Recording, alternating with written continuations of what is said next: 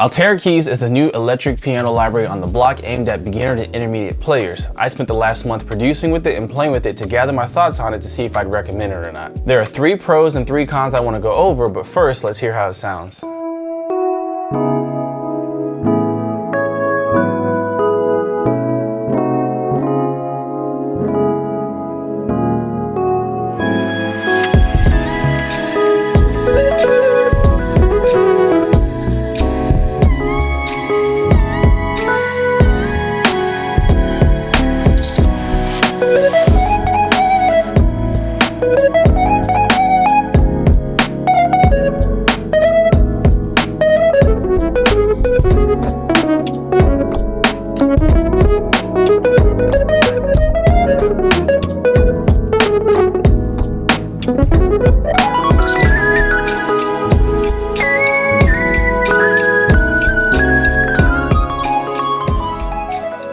First is the user interface. Now I might be biased because I love the color purple and this thing is just splattered with purple. Now whether you want to admit it or not, a lot of times our ears are influenced by what our eyes see. So a good looking UI definitely has an impact on how you feel about using the plugin. This is just reality. There's a select few of us who have the discipline to close our eyes and just hear with our ears, but the majority of us, what we see has an influence on how we feel about our products. That's just the reality of life. I love the purple, I love the fonts, I love the layout. It's clean, it's nice, it's precise. So kudos on that.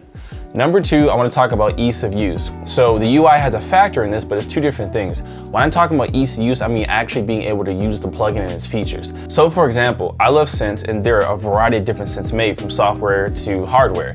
But as you may know, different synths have different layouts and UIs and some are easier to use than others. And in this case, this one is very easy to use, it's very simple.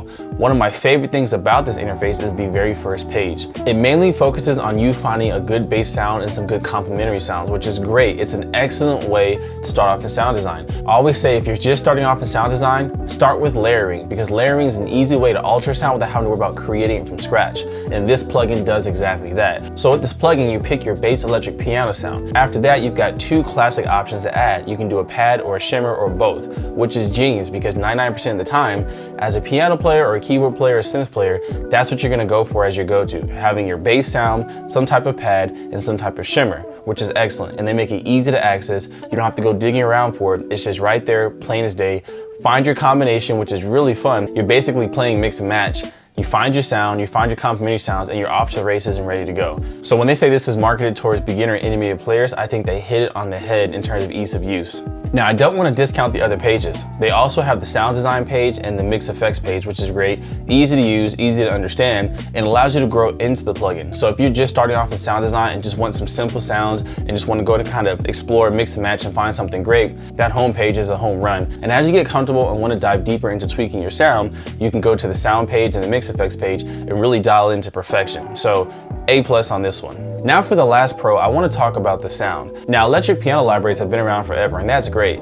But what I like about this particular library is that they went ahead and went off a little bit to the left. They gave you some exploration and they provided us with a different take on some classic electric piano sound. I actually think this library's strength is in its sound design and unconventional sounds. So in that intro you heard, that lead sound I used was a Rhodes, but it sounded so different and I love that. I liked how I could take a nice Rhodes sound and tweak it to the point that's unrecognizable and it's something completely different and it sounded great. I really like that lead sound that I got out of this library in the beginning intro track, and I see myself using this library a lot to create cool sounding leads. Not necessarily what it was intended for, but nonetheless the fact that it inspires me to create I think is an A+. So I definitely give it kudos for its sound potential and the unconventional electric library sounds. Okay, so con number 1, it's middle of the road. You see what I did there? All right, enough with the dad jokes. So it's middle of the road. What I mean by that is it's not as versatile as say a keyscape, but it's not as niche as say like a Native Instruments Scarby Vintage Keys, right? It's kind of like in between. It's not fully committed to giving you all the tools to be crazy versatile, but it's also not specializing, just giving you a raw classic EP sound. So take that for what you will, but I think it's a little bit of a jack of all trades, master of nothing. It sounds good. Don't get me wrong, it sounds fine, but but it just doesn't give you like a specific, I guess, specialty or niche in terms of what it's trying to offer. It gives you a little bit of everything. It's like an all-arounder. I think that's great for a first plugin, especially if you need a lot of different sounds, but if you're looking for something niche, I think you should probably pick a direction. That leads me to my second con, which is the lackluster bass sounds. Now, I don't think this plugin sounds bad. It actually sounds just fine, but that's it. It sounds just fine. When I cut on Saucy Sounds keys, these Rhodes just sing and they speak to me, but they don't have the sound design potential as Altera Keys. So that's kind of the trade-off I think they made, is that rather than just niching in on just classic electric piano library sounds, they gave you more options, but maybe something had to give. Maybe they spent more time in giving you more option parameters that you don't have in the Native Instruments Saucy Sounds Keys series, but that you would have like in a keyscape, but at the same time, the bass sounds don't maybe hit as hard as they would in a Saucy Sounds Keys. So that all depends, because sound is super subjective, and so your mileage may vary depending on your preferences. But in my preferences, I think just pound for electric piano, I think the Saucy Sounds Keys wins out on just raw sound. When it comes to overall sound design capability, I think the Altera Keys has the upper hand. So take that for what you will.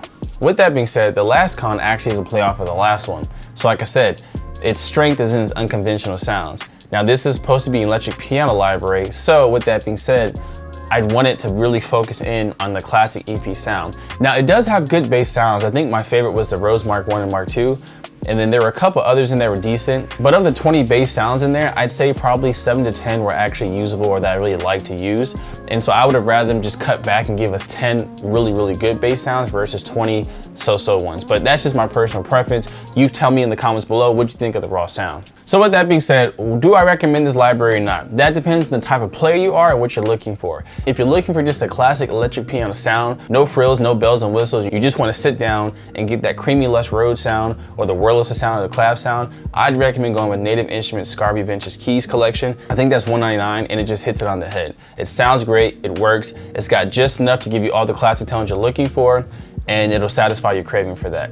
If you're looking for something a little more unconventional, that's a little more versatile, that can basically be like a miniature keyscape, I think this hits it on the head. It gives you great bass sounds to work with. It gives you really cool shimmer and pad options combined with your bass sound to really make some cool and unique options. I really like the Rhodes sound that I got out of that intro track layered with the pad, and so I think this really lends itself towards sound design more so than just classic EP Rhodes. So it gives you the flavor, but it gives you the potential. So if you need one library and you need something that's going to stretch really far, I think Altera Keys hits that on the head. If you need one library that's dedicated and niching down to classic EP sounds, I think that I would give that nod to the Saucy Native Instruments Vintage Keys. So you let me know in the comments below which one you would choose, which one works good for your workflow, and I'll see you guys in the next video. As always, stay saucy.